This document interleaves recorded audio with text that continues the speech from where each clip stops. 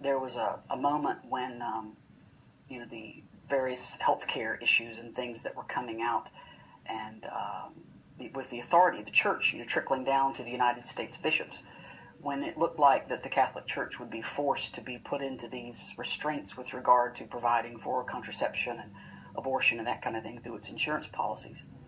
I remember our General Assembly had sent a letter, like a lot of Protestant denominations did, sent a letter of, we're resisting this, we think this is unbiblical, it's unchristian, it's, by and large, it's immoral, and all these other complaints.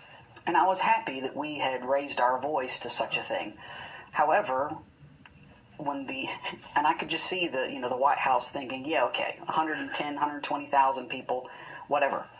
But when Cardinal Dolan sent his letter to the White House, and it said, the Catholic Church owns 550 some odd hospitals, we will shut them all down tonight if you try to push this agenda even further. And I thought to myself, oh my goodness, it's apples and oranges in terms of effectiveness of pushing, or at least making a stand for Christian morality. And those were just, those are some things that are just kind of earmarks in my head. Were you sharing these concerns with your better half?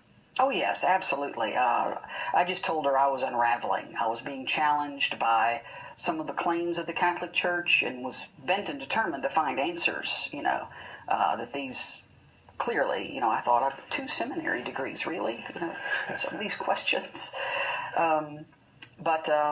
It was, for her, the deal breaker for her, I think, was, I forget what chapter it is in Devon's little book, but it was the one on Scripture, where she just kind of said, that makes sense. I get that. That was a pivotal moment for her.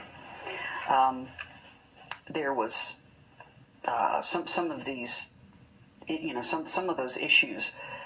You just don't think are issues when you're in seminary and you're training for those kinds of things. You don't.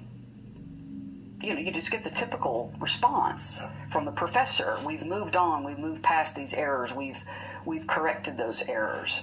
And finding out things like Luther and Calvin's, not devotion to Mary as such, maybe Luther's was a little stronger than Calvin's, but at least that they believed certain things about Mary that put them very close to the Catholic tradition.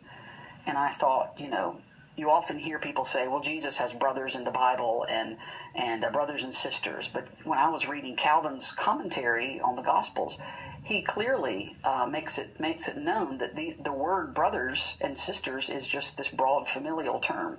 Could be cousins, second cousins, third cousins, So I thought, why would Calvin be defending Mary's perpetual virginity? Why would Luther and Bucer, why would they be doing that? Because these are things the church has always believed about Mary, known to be the truth thousands of years before.